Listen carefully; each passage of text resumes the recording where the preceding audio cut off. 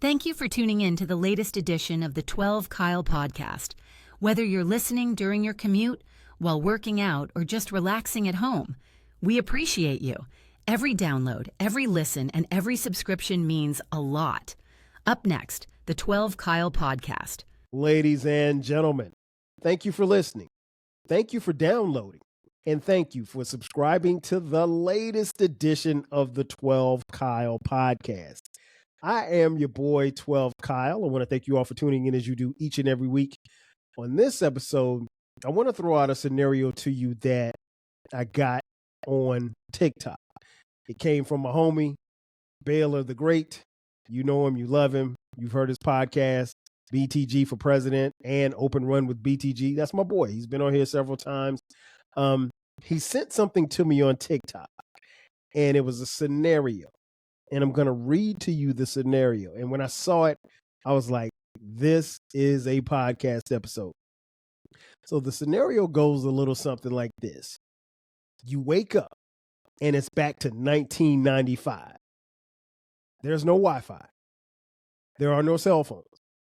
You're back at the simple life. What are you going to do?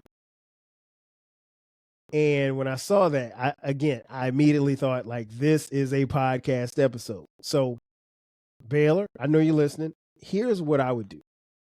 Okay, it's 1995.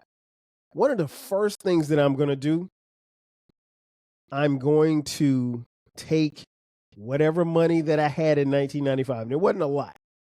Let's just say it was $2,000, 2 racks. I'm going to take that money and I'm going to invest in this thing called Microsoft. And the reason why I'm going to invest in Microsoft, Bill, is because in 1995, Microsoft launched this thing called Windows 95. And from what I remember, it was the thing. And if I had invested my refund check from school, because I was in college at the time at South Carolina State University. I hadn't graduated yet, but I did have 2 bands. So I got my refund check. It's $2,000. If I invest that $2,000 at that particular time into Microsoft, which at this particular time, Microsoft wasn't what you may think it was. But this is a level of insider trading to some degree because I know what Microsoft is going to be. So I'm taking that $2,000, I'm investing it in Microsoft, more specifically Windows 95, and I'm not touching that money again until 30 years later. I'm not going to say I would be filthy rich, but I would be sitting pretty high.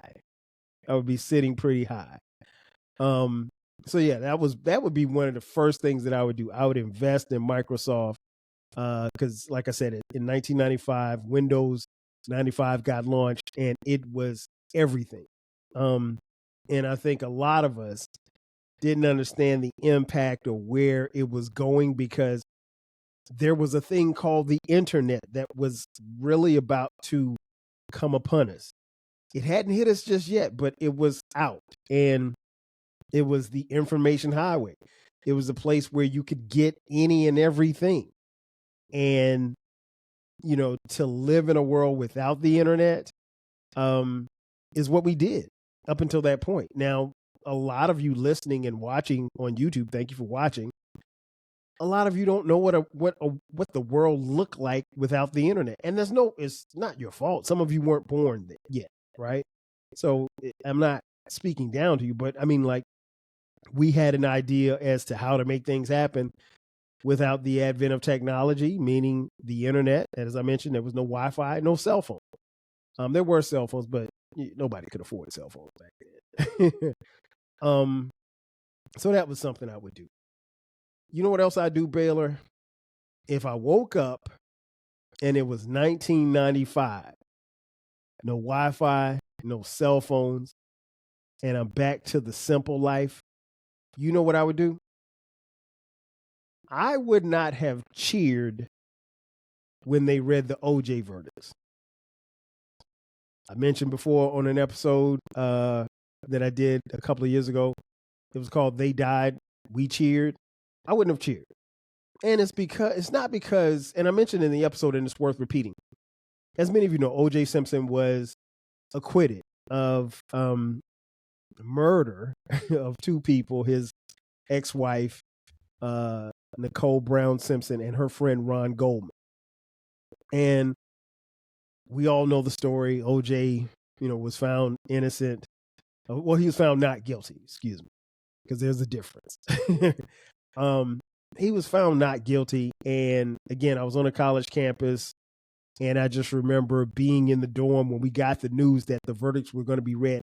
When I tell you, everybody was surrounding the TV. If you were either in your room or you were downstairs in the lobby, like everybody was in front of a TV. The whole world at this particular time, literally and figuratively, were around their TVs. And when the verdict was read, a lot of people who thought that OJ was innocent, a lot of people who thought that OJ didn't kill these two people, a lot of people who were rooting for OJ just because they didn't want the justice system to stick it to him. When those verdicts were read, they cheered and they danced and they partied and they had a good time. And for some, it looked like this may have been the first time that someone literally and figuratively got away with murder, right?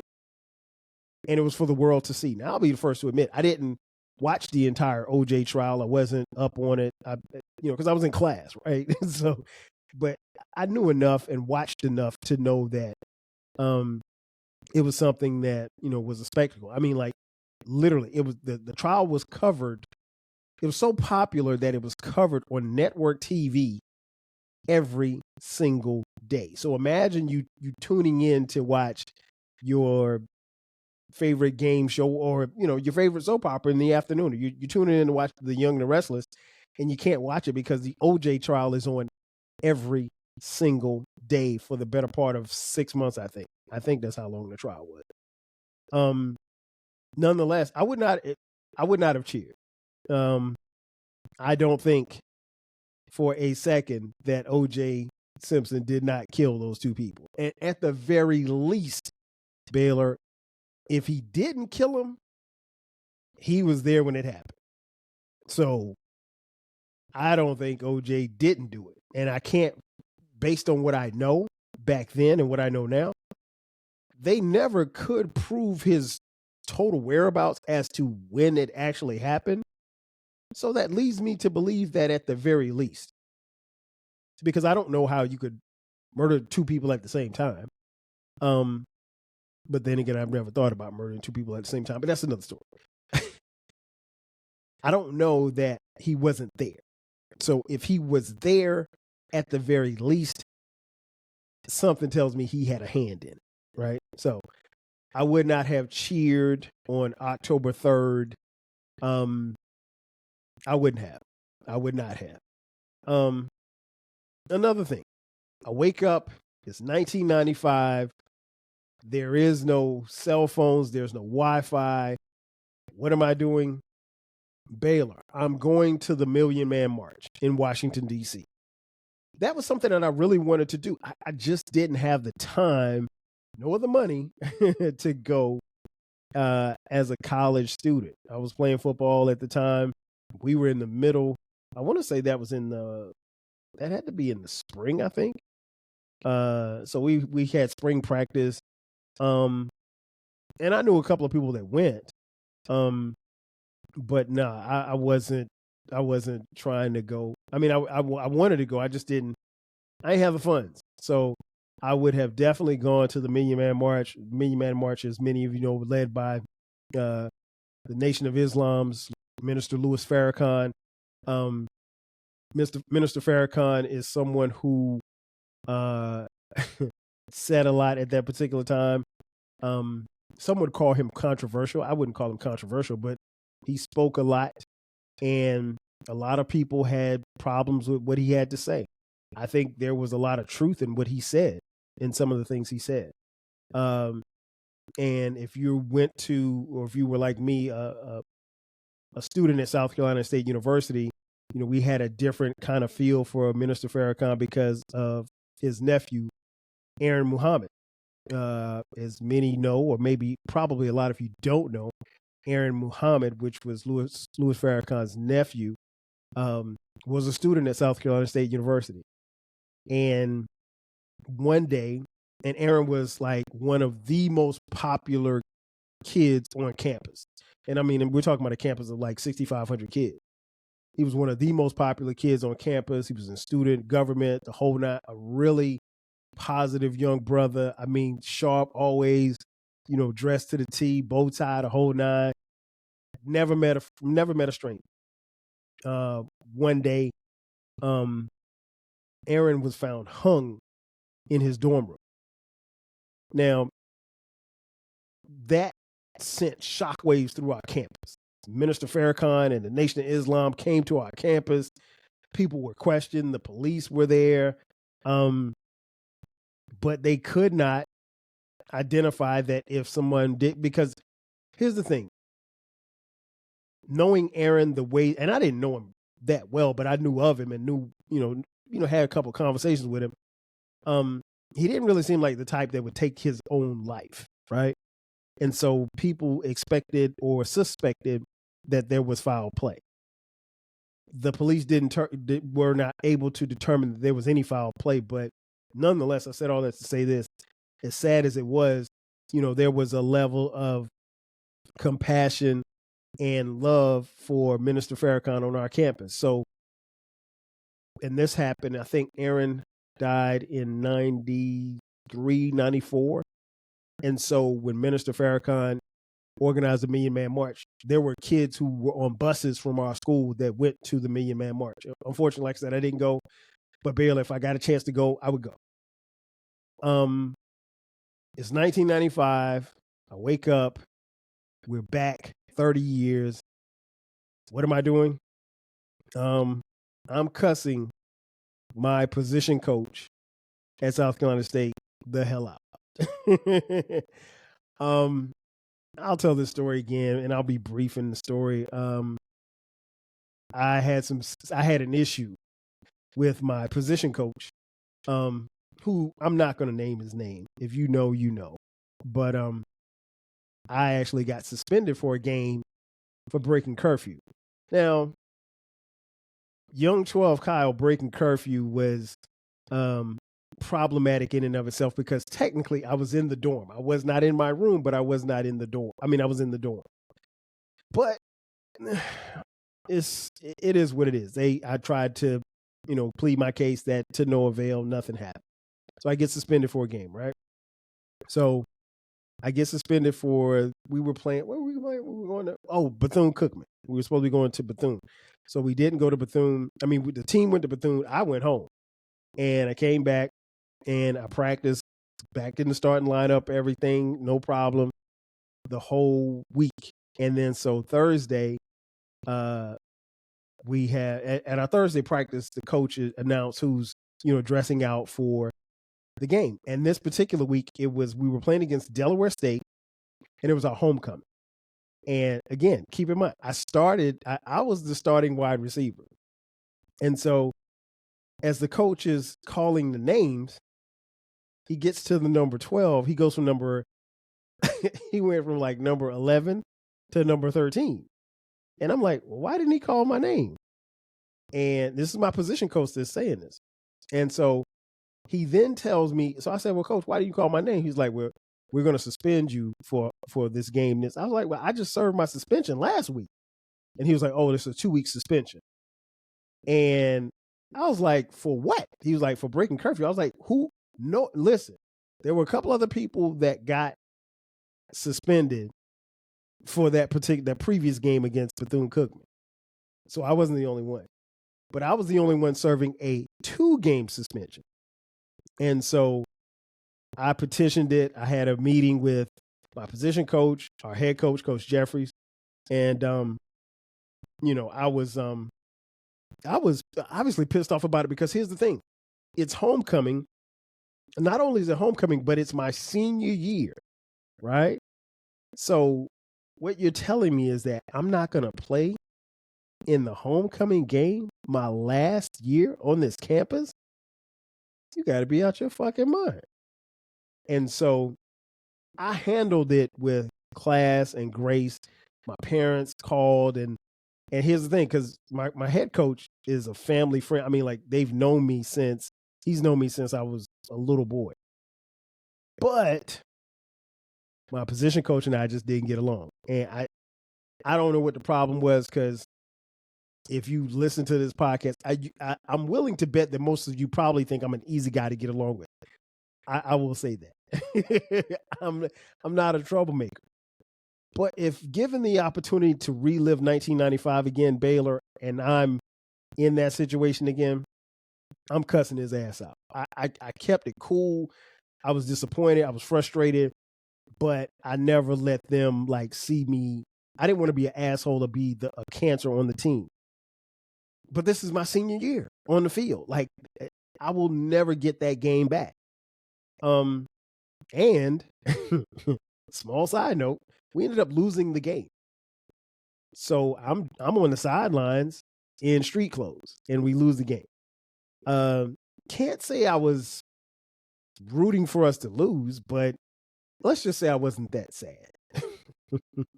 But if given the opportunity, I would have been the cancer. I would have cussed him out. I would have done everything. I would have flipped over tables.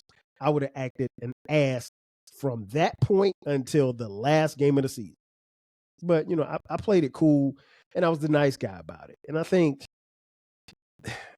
I never played the asshole role, but I think in this case, if I'm the asshole and the guy who's the troublemaker, maybe this squeaky wheel will get some oil.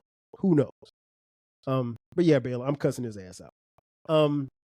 Oh, another thing. If it's 1995, I wake up, Baylor, and we're in the year of 1995, I am definitely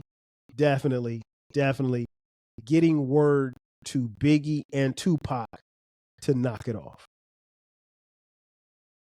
Those two, by 1995, they were on a collision course to crash. Of course, we lose Tupac in 1996. We lose Biggie in 1997. None of us saw any of that coming. But if we wake up and it's 1995, I'm trying to sit down with Biggie. I'm trying to sit down with Tupac, and I'm trying to tell both of them to knock it off. It's not even worth it. You don't know what happened here. You don't know what happened over here. Knock it off. Knock it off. It's not worth it. Both of you are too talented, and you're well respected and loved in your field to be going at each other about this. I'm definitely getting a word to Biggie and Pac. Because they had to chill. And unfortunately, there was nobody around them. Puff and Suge included, that told him, like, man, just knock it off. Let's just chill. Let's get money. Let's have fun. Let's do all of these things. Nobody told him that. And unfortunately, we lost them behind some BS. Baylor, if it's 1995, there's no cell phones, there's no Wi-Fi. What am I doing? I am buying more Polo. I'm buying as much Polo as I can. I had different ways of dressing, particularly when I was on campus. Sometimes it would just be like SC State gear, t-shirts. Sometimes it would be jeans and hoodies. Sometimes it would be, t-shirts and Jordans. Sometimes it would be t-shirts and jeans and Timberlands. But when it was time to get fly, I would definitely buy Polo. I love Polo. I had these Polo boots, man. Oh my gosh, those Polo boots, brown boots with the little strap across. Listen, those boots were the coolest. I don't know what happened to those boots, but I had, nice collared Polo shirts. I famously bought a Polo jacket that I wore one time and spilled bleach on and never wore it again. Hey, I would definitely buy more Polo, because in the 90s, you had to be fly. Now, I'm not going to say that everybody stepped out of the dorm trying to be, look like a runway model, but you couldn't come outside looking bummy. that was like a no-go. And that's something that I've carried on for the rest of my life. I may throw on anything in my house, but if I'm stepping outside, I don't even care if I'm going to the mailbox. If I'm walking up my driveway, I'm not like that. I'm not built like that. So I'm not someone who is heavy into fashion. I don't wear Louis Vuitton or Gucci or any of that crazy stuff. But my thing was polo. So Baylor, I would definitely buy more polo. Definitely buy more polo. If it's 1995 when I woke up tomorrow, I had this thing where I had a friend. I'm not gonna say his name. He worked at the record store, and I would go to the record store, and I tell him I was coming up there, right? And I would purchase one CD, and he would put like 7 or 8 CDs in the bag, but I'm only paying for one, right? And so I would do that all the time. So Baylor, if it's 1995 tomorrow, I'm going to the record store and I'm getting all of the joints. What joints, you ask? The Purple Tape, Only Built for Cuban Links by Raekwon. Tupac's Me Against the World. Mobb Deep, The Infamous. Liquid Swords by the Genius. Return to the 36 Chambers by Old Dirty Bastard. That's my favorite member of the Wu. He's not the best member of Wu-Tang, but my favorite member of the Wu. Lab Cab in California, Far Side. What else? Dog Food by the Dog Pound. Do You Want More by The Roots. Mr. Smith, LL Cool J. I'm definitely copping Soul Food from Goody Mob. Do or Die, AZ. On Top of the World. 8 Ball and MJG. Goodfellas, Showbiz and AG. I don't know if you know about that, Baylor, but that was tight. That was a tight album. Safe and Sound, DJ Quick. And that's just off the top of my head. I'm trying, there may be a few more, but I'm going to the record store and I'm getting all of those. I'm paying for one, but the rest of them are going in the bag. If it's 1995, obviously it goes without saying, I'm probably going to Florence and spending a lot more time with my parents. Fortunately, my parents are still here, and I spend as much time with them now as I can. But I don't think when I was in college, even though, now keep in mind, my hometown of Florence is only an hour and a half from Orangeburg, where I went to school. So I was like a 90-minute drive away from home. I would go home, but you know how it is, man. Sometimes you know how it is when you come home from school. Like, you put your bags down and you're right back, especially if my friends were home too. If we were all home from college, I put my bags down and I'd be right back out in the street. So I probably definitely spend more time with the family. One of the things that I know that I did a lot in 1995, Sharice and I used to go for a lot of car rides. So I probably do more car rides with Sharice. We just get in a car and just ride and just talk. And Sharice she was my girlfriend at the time. She's my wife. We met at South Carolina State University. Yeah, we definitely do that. I definitely do that. More car rides. Baylor, if it's 1995 and I wake up and there are no cell phones and there's no Wi-Fi, one of the things that I'm doing is I'm going to financial management class, because I didn't go to that class as much as I should have. And I subsequently got a D in a class that I needed to get at least a C in. I hated that class, but I hated it because I didn't show up. Like, the class was, okay, Baylor, what I'm about to say is, it's not going to make any sense, but just vibe with me here. Bruh, the class was from like 5:30 to 8 o'clock. I hated those classes. I only took one class like that the whole time that I was in college, and it was financial management. I don't like sitting in a classroom for like 2, 3, 4 hours. I hate it. And so what I'm saying is not to justify the grade that I got, because I got what I earned, and I earned a D. But if I had to do it all over again, Baylor, I would definitely be in that class, because I didn't show up enough. And honestly, I think I probably could have gotten an F, but I pulled out a D and had to take it over and got a B. But I definitely show up for financial management class. And it's crazy because I hated the class only to have a career in finance. Go figure.